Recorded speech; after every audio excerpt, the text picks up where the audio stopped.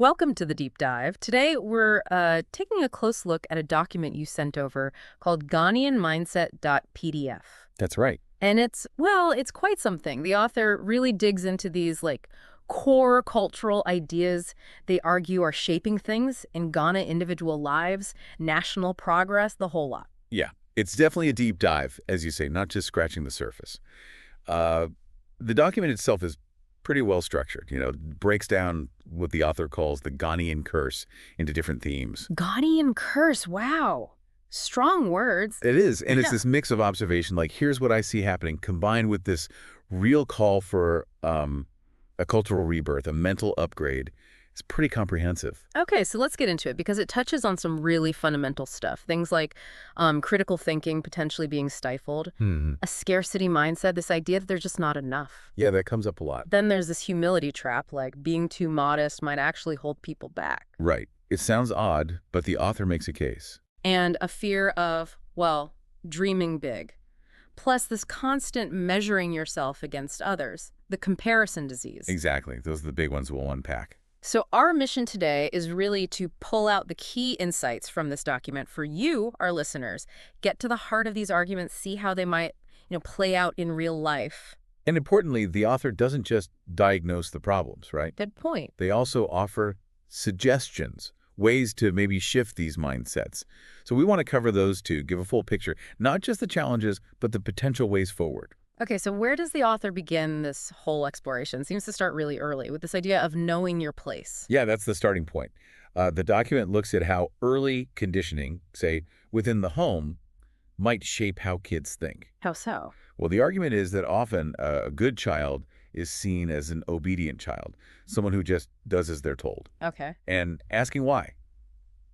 That natural curiosity kids have, sometimes that gets shut down, maybe punished or shamed.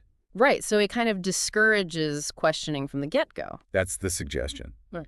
that it can inadvertently stifle that critical thinking muscle before it even gets going. And this isn't just at home, is it? The document says this carries over into school. Exactly.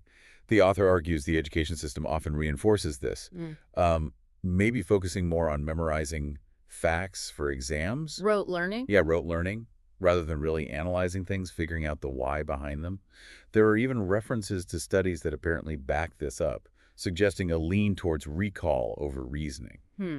It does make you think. Are there specific examples given? Yeah, a few quite stark ones, like exams that are purely about regurgitating information, Okay. or even situations where a student showing independent thought, maybe correcting a teacher with verified facts about climate change, Just told off. gets told off, yeah. Yeah. For, disrupting things or challenging authority.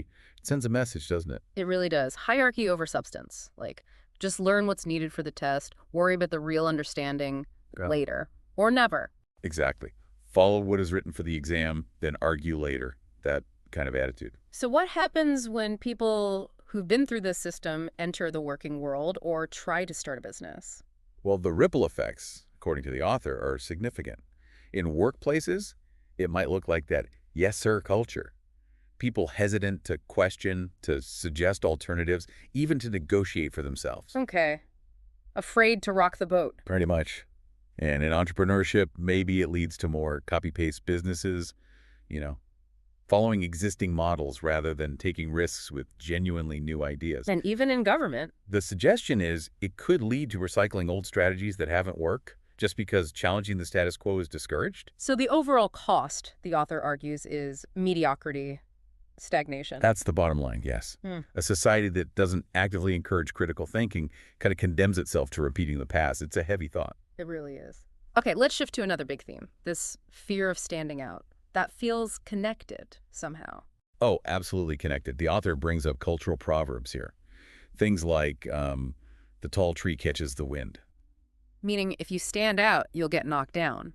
Basically, yeah. Oh. Or a child who asks too many questions brings shame to the family. Again, discouraging that individuality, that questioning. And this links to something called the pull him down syndrome, PhD. Yes, the PhD syndrome. It's this idea that if someone starts to rise above the rest, there can be this social pressure, maybe envy, that tries to pull them back down. Wow, so how does that fear actually play out in people's behavior? The document talks about self-censorship.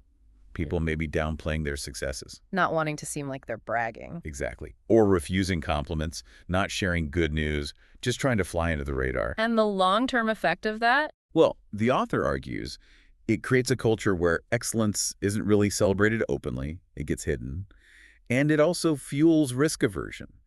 People might stick with what's familiar, even if it's not great, rather than risk the potential negative attention that comes with trying something bold and maybe succeeding. Choosing misery over uncertainty, as you said earlier. That's the phrase used, yeah. It's a powerful argument that Ghana's future, as the author sees it, depends on actually letting those tall trees grow. Encouraging them, even. That's the goal. Okay, let's tackle another one. We're not rich people, the scarcity mindset. This sounds like it would massively impact finances, opportunities. Absolutely. Yeah. And the author argues this often starts incredibly early with what they call the soundtrack of scarcity. Soundtrack of scarcity, what's that? It's those phrases kids hear over and over. Money doesn't grow on trees. Do you think we're millionaires? Be content with what you have, you know? Yeah, those sound familiar in many cultures, actually. They do. But the argument here is that constant repetition really embeds these psychological patterns. It shapes your core beliefs about wealth and possibility. And the document even mentions neuroscience, brain impacts. It does, briefly, suggesting that growing up immersed in lack can affect parts of the brain involved in long-term planning, the prefrontal cortex, or stress responses of the amygdala, even motivation linked to dopamine. It shows how deep this can go. Wow. So what are some of the specific, maybe toxic money beliefs that stem from this? Okay, several are mentioned. One is a kind of shame around wanting more. Like wanting more is selfish. So professionals might undercharge, or entrepreneurs hesitate to scale up. Exactly. There's an example of an architect, Kwame, who feels guilty charging proper rates because his parents were civil servants who earned much less. It's that internal conflict. That really paints a picture. What else? Another point is about lottery addiction. The document notes Ghana ranks quite high in lottery spending, despite maybe lower financial literacy overall. The suggestion is this might stem from a feeling of limited options, hoping for that one big break. Kind of a symptom of feeling stuck? Potentially, yeah. And then there's poverty loyalty. Poverty loyalty. Feeling guilty if you become more successful financially than your family or community. So you might say, offer your skills like a designer doing logos for way less than they're worth, almost subconsciously trying to stay aligned with your roots. Keeping yourself small, financially. In a way, yes. It's like an invisible barrier. So how does the author suggest people break free from this scarcity loop? It involves conscious effort, like paying attention to your language, actively replacing those scarcity phrases with ones about possibility and abundance. Doing some financial reparenting, basically challenging and rewriting those negative money messages you picked up as a kid. Right, confronting those old tapes. And also actively looking for evidence of abundance, maybe through vision boards, maybe connecting with mentors who've achieved financial success. Building proof that scarcity isn't the only reality. And the payoff for breaking free, the liberation dividend, the author calls it. Yeah, the potential benefits are huge, according to the document. Things like higher wages, more knowledge sharing, business growth, even impacting GDP. It's presented as truly transformative. That's hopeful. Okay, let's pivot to another really interesting one, the humility trap. The idea that being too modest can actually backfire. Right. It's a nuanced argument. Humility is valued, obviously. But the author suggests it can cross a line into self-erasure. Self-erasure. How so? By leading people to shrink their ambitions, constantly downplay what they achieve, or just silence their own voice to avoid, seeming arrogant or drawing negative attention. So it ties back to that fear of standing out again. Definitely. These themes are all interwoven. How does the stay low culture, as the document calls it, actually look in practice? Well, common things are like avoiding praise, always deflecting compliments, oh, it was nothing, that kind of thing. Being hesitant to share opinions, especially if they differ from the group. And there's this tricky dynamic where confidence can easily get labeled as arrogance. Okay. So someone being assertive about their skills might get seen negatively. Exactly. Especially locally. The document points out this weird paradox where success achieved abroad is often admired, but similar confidence or success shown by someone within Ghana might trigger that "who does she think she is?" reaction. Right. There was that example of Kwabena, the student with the scholarship. Yeah, keeping it quiet. Afraid of being seen as boastful or attracting envy. It perfectly illustrates that trap. And the document mentions proverbs being used here, too. Yes, sometimes proverbs that might have positive traditional meanings get sort of weaponized, like all fingers are not equal, used perhaps to tell someone not to aim too high. Or the river that forgets its source will dry up.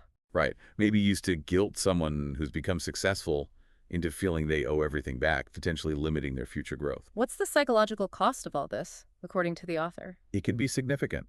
The document uses terms like success PTSD, like a trauma associated with achieving things, or this paradox of needing to stay poor to belong. And ultimately, it can fuel brain drain, right? People leaving for places where ambition feels more welcome. So what's the way out of this humility trap? Again, awareness is key. Naming the pattern, recognizing when humility becomes self-limiting. Okay. Creating what the author calls success sanctuaries. These could be mastermind groups, mentorship circles, safe spaces where ambition is actually encouraged and celebrated. Building supportive networks. Exactly. Even consciously rewriting or reframing those proverbs to have more empowering interpretations. And finally, learning to celebrate wins, maybe while also consciously giving credit to the team or the community, sort of sharing the success. Actively pushing back against that stay low pressure. It requires real intention. Absolutely. Okay, next up. The fear of dreaming big. This sounds like the ultimate potential killer. It really digs into that. The core idea is a cultural tendency, as the author sees it, to equate big ambition with arrogance. We've heard that before. Right. And big goals with being foolish or unrealistic. Sometimes even linking financial success with being somehow morally compromised. So dreaming big is almost frowned upon. That's the suggestion. There's this concept introduced called the Be Realistic Curse. The Be Realistic Curse. Tell me more. It's described as this systematic, often subtle crushing of potential that can start really early. Those messages like, oh, that's too ambitious, keep your feet on the ground, don't get ahead of yourself. Dampening enthusiasm. Exactly. Lowering expectations becomes the norm. The document also mentions a kind of brainwashing of struggle mentality, where overcoming hardship is so valorized that actually aiming for ease or abundance seems somehow wrong. How does this Be Realistic mindset manifest in daily life or attitudes? The author points to a few things, like learned helplessness, that feeling of, oh, nothing good ever works here, even when there are local successes happening. Ignoring the positive. Perhaps, or normalizing mediocrity with phrases like, well, at least we're managing. Just getting by becomes the goal. Okay. And even using spirituality in a passive way, relying on God will provide, instead of making concrete plans and taking action towards those bigger goals. It's framed as potentially avoiding the effort and risk involved in dreaming big. It sounds like it creates a very low ceiling for aspiration, and this connects to that foreign success paradox again. Absolutely. That idea that success achieved locally is suspect. But if the same person achieves it abroad, they're celebrated. Why is that, according to the author? A couple of reasons are proposed. One is that potential colonial hangover, the ingrained belief that foreign is just better. Right. And the other is the crab mentality, that envy directed specifically at local success. If someone's making it here, maybe it makes others feel bad about their own situation. So leaving, the Japa phenomenon becomes the perceived solution. It's presented as an escape hatch, yeah. Yeah. A response to feeling like opportunities are limited locally and ambition is met with negativity. So how do you rewire this? How do you encourage bigger dreams? It starts with challenging those limiting beliefs head on, asking yourself, is this realistic view actually true or just a habit? Okay. Building a supportive circle is crucial, avoiding those the author calls dream vampires, the people who always shoot down your ideas. Surround yourself with possibility thinkers. Exactly. And consciously consuming content, books, talks, whatever that inspires you, that shows big dreams are achievable. Actively feeding your mind with possibility. Makes sense. Okay, let's tackle the comparison disease. This feels incredibly relevant everywhere today with social media and all. Hugely relevant. The author argues that in Ghana, maybe amplified by strong community ties, there's a tendency to measure your own worth against others. Like what car your cousin drives or what kind of wedding your classmate had. Exactly that kind of thing. Life becomes a performance, a competition. Your value gets tied up in how you stack up against the next person. How does the culture specifically fuel this, according to the document? Several things are mentioned. One is this focus on performance over substance, the keeping up with the Joneses vibe. Social status linked to what people perceive you have. There's an example of Kwame getting a flashy Mercedes on finance he couldn't really afford, just for the image. Wow, the pressure is real. Very real. The education system is mentioned against school rankings, comparing kids from age 6, maybe pushing them to chase prestigious labels instead of genuine interests. Instilling it early. Workplace hierarchies, too, where sometimes titles seem more important than actual skills and manager who can't manage, that sort of thing. Right. And then, yes, social media. The author calls it the poverty masking Olympics. Poverty masking Olympics, that's evocative. Isn't it? It captures that pressure to project a perfect, successful life online, even if it's completely different from reality, all feeding the comparison cycle. What are the consequences of being stuck in this constant comparison? Well, the mental health toll is significant. The document links it to depression, anxiety, that constant feeling of not measuring up. Neurologically, it can apparently mess with dopamine and keep the stress response amygdala on high alert. So it's physically stressful. It seems so. It also leads to conformity, the follow the crowd effect, less originality, maybe more businesses failing because everyone's copying the same trend, like the phone shop graveyard example given. Phone shop, graveyard. Yeah, like when one type of shop becomes popular, everyone opens one, and then most of them fail because the market's saturated. Driven by comparison, not necessarily real need or innovation, And relationships. they can suffer too. Comparison can breed resentment, maybe opportunity hoarding instead of collaboration, even making relationships feel transactional. Okay, so how do we break free? What are the antidotes? It's about shifting focus inward, paying attention to your own progress, your own goals, and internal metrics, not external ones. Easier said than done sometimes. Absolutely. Curating your circle helps limiting exposure to people or situations that trigger intense comparison. Teaching kids early about intrinsic worth, not just rankings. And social media. A detox can be powerful, or at least conscious curation of your feed. The author also suggests practical tools like an envy journal, writing down who or what you envy to understand what you truly desire underneath it all. That's interesting, like using envy as a clue. Exactly. And a 5-year rule asking if what you're comparing yourself about will matter in 5 years. Plus a people audit, consciously thinking about how different relationships make you feel about yourself. Some very practical steps there. Let's move to the safe job mentality, this focus on government jobs. Yes, this is presented as a really dominant aspiration in Ghana. Getting a government job seen as the pinnacle, stable, pension, respect, the golden cage, as the author puts it. Why is it so highly valued? Any historical context? Well, stability is key. But the author also suggests a colonial hangover, remembering a time when being a clerk for the government was a position of relative power and security. And maybe that prestige lingers. And parents often push for this, right? The pension promise. Definitely. Parental pressure is mentioned.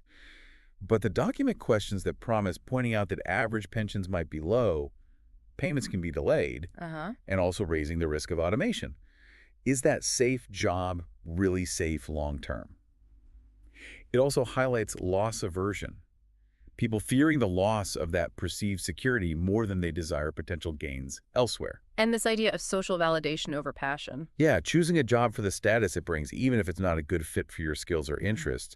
There's a perceived hierarchy of jobs, and government roles are often near the top. What are the hidden costs of everyone chasing these safe jobs? The author argues it drains talent from entrepreneurship. Potential innovators might end up in bureaucratic roles instead. Right. It can also lead to skill stagnation. Maybe less incentive for continuous learning in some roles, described somewhat harshly as bureaucratic brain rot. Ouch. And surprisingly, maybe a mental health cost too, if people feel unfulfilled but tracked by the security. So how can individuals or the system navigate this if someone wants a different path? For young people, a dual path strategy is suggested. Maybe take the government job for stability initially, but actively build a side hustle or business simultaneously. Okay, hedge your bets. Kind of. For parents, the suggestion is to try and broaden their definition of success beyond just the traditional safe jobs. And at a policy level, promoting entrepreneurial education earlier, maybe creating more portable pension options not tied only to government work. Shifting the ecosystem a bit. Exactly. Okay, last big theme. Every man for himself, God for us all. This sounds like it touches on individualism versus collective action. It does. The author suggests this proverb, while maybe sounding pragmatic, can sometimes become a justification for inaction on bigger societal problems, like, I just need to focus on my own hustle, solve my own problems. And systemic issues don't get addressed. That's the concern. It can also manifest as what the author calls a spiritual cop-out, relying solely on prayer or divine intervention instead of taking practical collective steps to fix things in the community. A kind of passive resignation. Possibly, yeah. It's also linked to a zero-sum game mentality, How so? believing that life is a competition where for me to win, you have to lose. This can lead to sabotage, reluctance to share knowledge or collaborate, because helping someone else feels like hurting your own chances. Everyone staying in their own silo. Pretty much. Yeah. And the cost of that isolation, the author argues, is huge. It holds back personal growth because you're not learning from others, and it hinders national progress because collaboration is stifled. So what's the alternative? How do you break that cycle? It's about consciously reclaiming collective responsibility, recognizing that individual success is often linked to the health of the whole community. Shifting from me to we. Exactly. Actively rewarding collaboration, celebrating knowledge sharing, redefining success to include lifting as I climb, helping others rise alongside you. The success of diaspora networks, where people often collaborate intensely for mutual benefit, is used as a counterexample, proof that it works. Wow, we've covered a lot of ground there. A really dense set of ideas from this Ghanaian mindset.pdf. As we wrap up, what stands out to you as the core message or the biggest takeaway? For me, it's the sheer power these ingrained beliefs and cultural norms seem to have, how they can subtly, or not so subtly, shape everything, how you see yourself, what you think is possible, how you interact with others. The author makes a really strong case that these mindsets, from fearing success to constant comparison, can act as significant, often invisible barriers. Yeah, the interconnectedness of it all is striking too. Was there one particular detail or example that really jumped out at you during our discussion? I think the historical perspective was fascinating. Thinking about how, say, the education system's design might have colonial roots aimed more at producing compliant workers than critical thinkers. Right, that context adds another layer. It really does. Hmm. Or how the prestige of certain jobs might also be a holdover. It helps understand why these things might persist. And honestly, some of those specific examples, Kwame and his Mercedes, the phone shop graveyard, Kwabena hiding his scholarship, they just make the concept so much more real and relatable. You can almost picture them happening. Definitely. So for our listener, why should they care about these ideas, even if they aren't Kantian? What's the broader relevance here? Well, I think recognizing these kinds of cultural scripts is valuable for anyone, anywhere, really. That fear of standing out that exists in many places, maybe in different forms, it can help you spot when you or people around you might be holding back good ideas because of social pressure. Same with the scarcity mindset. Examining your own beliefs about money and opportunity where they learned. Do they still serve you? It prompts self-reflection. These are human patterns, just explored through a specific cultural lens here. That's a great point. And finally, the author doesn't just leave us with the problems. They emphasize that these mindsets aren't set in stone. They're learned, which means they can be unlearned. What final thought should we leave our listener with? I think the most provocative thought is just that. If these potentially limiting ways of thinking are learned behaviors reinforced by society over time, then isn't it possible to consciously choose differently? What if unlocking more potential, personally and collectively, starts with simply questioning these deep assumptions and intentionally trying out new ways of thinking and acting? The document gives lots of tools and ideas. Maybe the question for the listener is, which of these ideas resonates most strongly, and what's one tiny, manageable first step you could take to explore that further in your own life?